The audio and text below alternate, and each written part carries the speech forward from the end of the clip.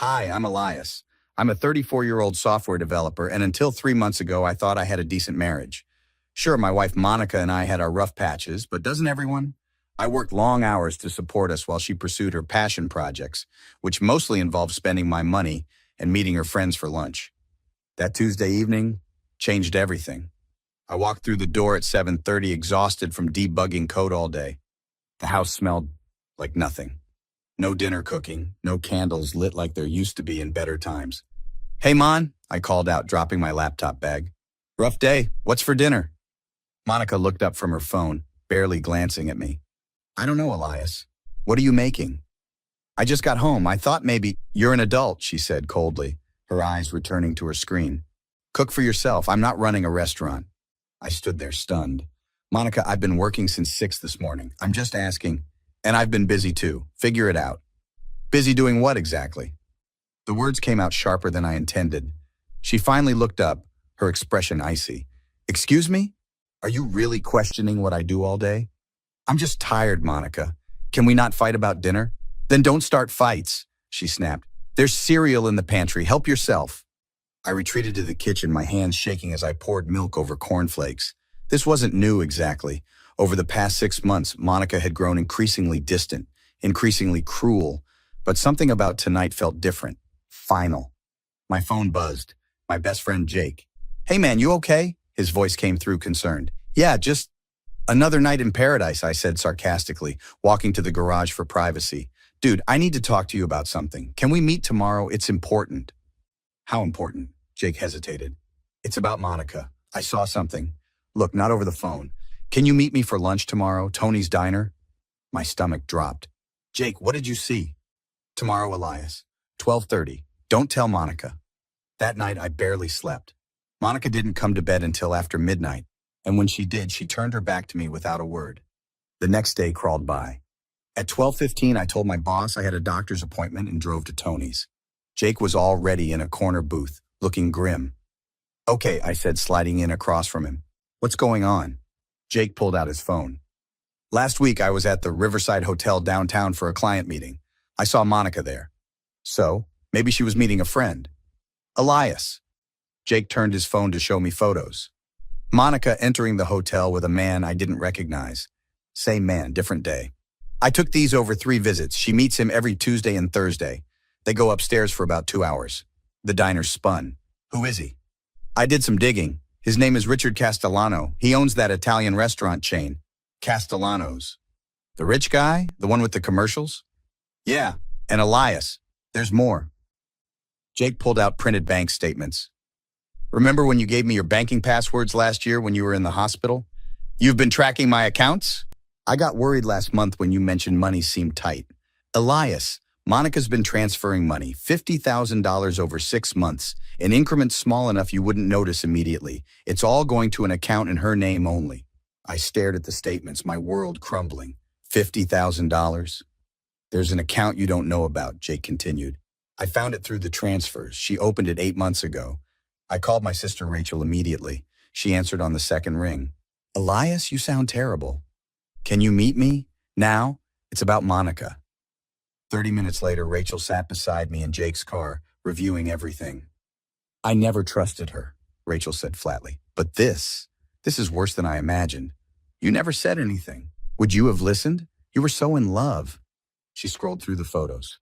"Wait, I know this guy, Richard Castellano. He came into my law office last year. I'm his divorce attorney. He just finalized his divorce 3 months ago. Paid his ex-wife $7 million in the settlement." My hands clenched. "Monica's after his money." "Probably. But she's stealing yours in the meantime." Rachel made a call. "Hey, Marcus, it's Rachel Chen. I need a favor." "No, this is personal. My brother needs a private investigator, the best you have." 2 days later, I met with David Morrison, a private investigator Rachel recommended. He was a stocky man in his 50s with sharp eyes. "Mr. Hayes," David said, laying out more photos across his desk. "Your wife has been seeing Mr. Castellano for 7 months. They met at a charity gala you didn't attend. She told him she was separated." "I didn't go because Monica said she wanted to go with her girlfriends," I said bitterly. "There's more. She's been meeting with a divorce attorney, Judith Kramer, known for maximizing alimony payments." David showed me surveillance footage. "She's planning to file within the month. She's been documenting everything, taking photos of your house, claiming she contributed financially. Jake leaned forward. Can we stop her? We can do better than that, David said. We can prove fraud, infidelity, and theft, but we need to catch her in the act. Set up cameras in your home, legal in your state with consent of one party, which is you. Do it, I said. That evening I went home and acted normal. Monica barely acknowledged me, eating dinner in front of the TV while I sat at the kitchen table alone. Monica, I said carefully, I was thinking we should maybe try counseling. We've been distant. She laughed without humor. Counseling? Elias, do you really think talking to some therapist will fix us? Don't you want to fix us? I think, she said slowly, some things are beyond fixing. But sure, if it makes you feel better, we can try counseling. The lie came easily to her. She had no intention of trying. My coworker and friend Patricia called that night while I was in the garage. Elias, I heard through the grapevine something's wrong. You okay? I told her everything. Patricia had been my team lead for 5 years, a divorced mother of 2 who'd been through her own nightmare. Listen to me carefully, Patricia said, her voice fierce. Document everything, every cold word, every dismissal, every time she makes you feel small. Keep a journal. My ex tried to paint me as the villain, but my documentation saved me. How did you survive it? By remembering that people who treat you like you're disposable don't deserve your loyalty. You're going to get through this, and you're going to come out stronger.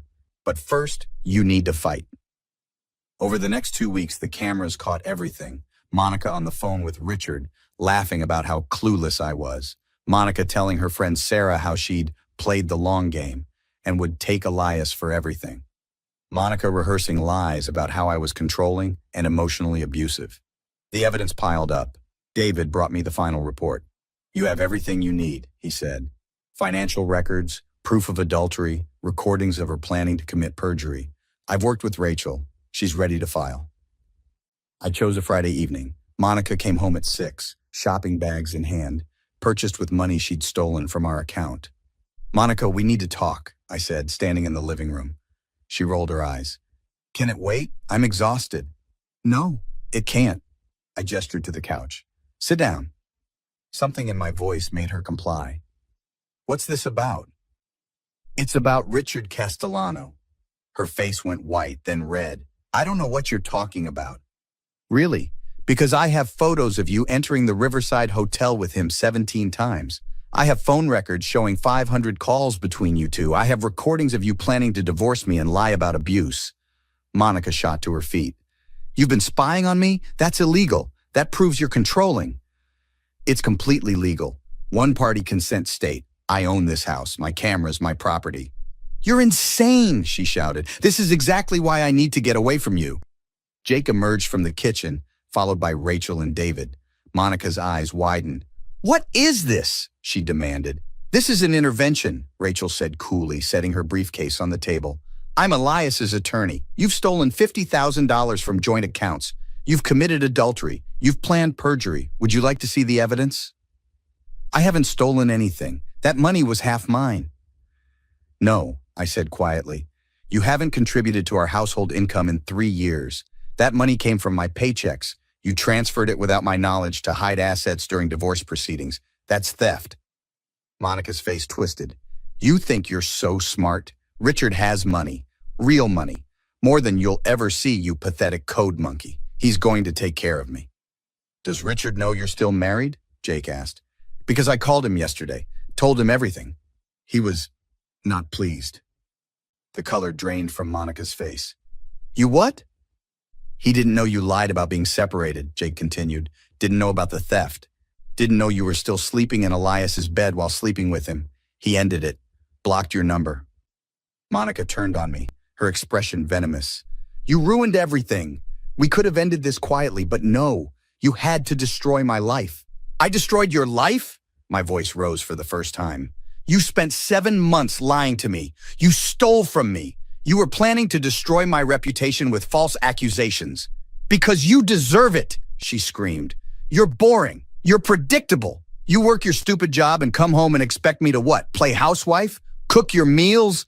You're an adult, Elias. You should have been able to take care of yourself. I did take care of myself, I said coldly. I took care of both of us while you betrayed me, and now you're going to face consequences. Rachel stepped forward, handing Monica an envelope. You're being served. Divorce papers.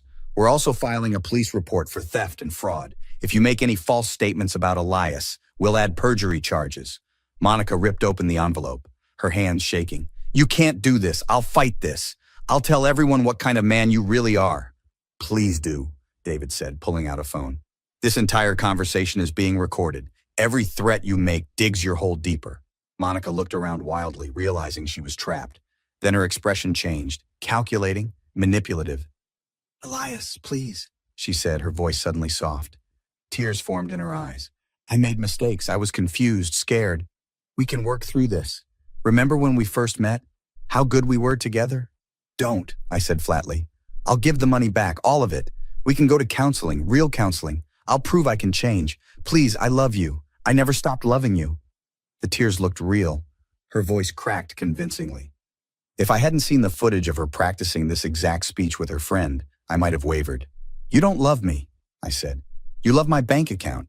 You love having someone to use while you chase richer men. Your apology means nothing. How can you be so cruel, she sobbed, after everything we've been through?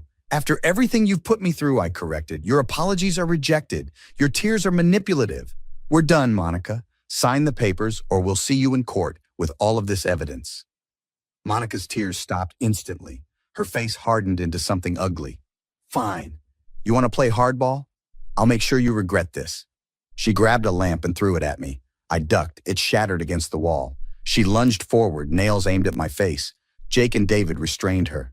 That's assault, Rachel said calmly, phone out recording. I'm calling the police. The police arrived within minutes. Officer Martinez listened to our statements while his partner, Officer Chen, reviewed the footage from my phone. Ma'am, Officer Martinez said to Monica, you're being arrested for assault and destruction of property. You have the right to remain silent. This is ridiculous, Monica shouted. He provoked me. This is entrapment. Multiple witnesses say otherwise, Officer Chen said. We also have video footage. You need to calm down. As they led Monica out in handcuffs, she turned back to me. I'll ruin you. You'll never be happy. I'll make sure everyone knows what you did. Empty threats from someone in handcuffs, Rachel murmured. The next weeks were surreal. Monica's lawyer tried to negotiate, but Rachel was relentless. With the evidence of theft, adultery, and assault, we had leverage. Jake came over one evening with pizza. Heard from Patricia today. She says you've been quiet at work. Processing everything, I guess. I took a slice. Hard to believe it's really over. Monica signed the papers today, Jake said. Her lawyer advised her to take the deal. She returns the $50,000, waives alimony, splits nothing. Clean break. And the assault charges? Pleaded guilty to avoid trial. She got a year of probation, community service, and an order to stay away from you. Violation means jail time. Rachel stopped by the next afternoon with the final papers. It's official. You're divorced. The financial transfers have been reversed. She's out of your life. Why did I not see it sooner, I asked. Because you're a good person who wanted to believe the best in someone you loved. That's not weakness, Elias. That's humanity. She's the one who failed. Patricia invited me to a team dinner that Friday. The whole department showed up. To Elias, Patricia raised her glass, for surviving and coming out stronger. Everyone cheered. I felt lighter than I had in months. My neighbor, Mrs. Chen, an elderly woman who'd watched everything unfold, stopped me the next morning while I was getting my mail. That girl never deserved you, she said firmly. You're a good boy. You work hard. You're respectful. You'll find better. Thank you, Mrs. Chen. My granddaughter is single, she added with a wink. Very pretty. Works at hospital. I laughed. I need some time first. Of course. But when you're ready, you let me know. 3 months later, I was having coffee with Jake when I mentioned seeing Monica's social media.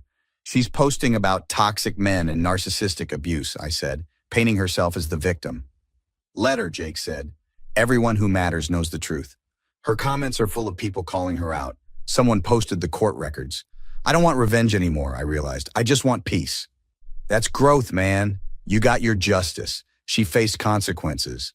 Now you get to move on. Rachel joined us, sliding into the booth. Guess who tried to contact me about reconciliation? Monica? Sent me a long email about how she's changed and learned from her mistakes. Wants to apologize to you in person. I didn't hesitate. Tell her no. I don't need her apology. I don't need closure from her. I got everything I needed from the divorce decree and the restraining order. Already replied with exactly that, Rachel grinned. She's not happy. She never will be, I said. And that's not my problem anymore. Patricia texted later. Proud of you. Drinks next week? I looked around at the people who'd supported me. Jake, Rachel, David, Patricia, even Mrs. Chen. These were relationships built on loyalty and respect. Monica had taught me what I wouldn't tolerate. These people showed me what I deserved. My phone buzzed. A friend request from someone named Melissa Chen, Mrs. Chen's granddaughter, according to the profile. Maybe I wasn't quite ready for that yet, but someday I would be. For now, I had my peace, my justice, and my freedom. That was enough. What would you do if someone you trusted betrayed you like this? Have you ever had to stand up for yourself against manipulation? Share your stories in the comments below, and don't forget to like and subscribe for more true revenge stories.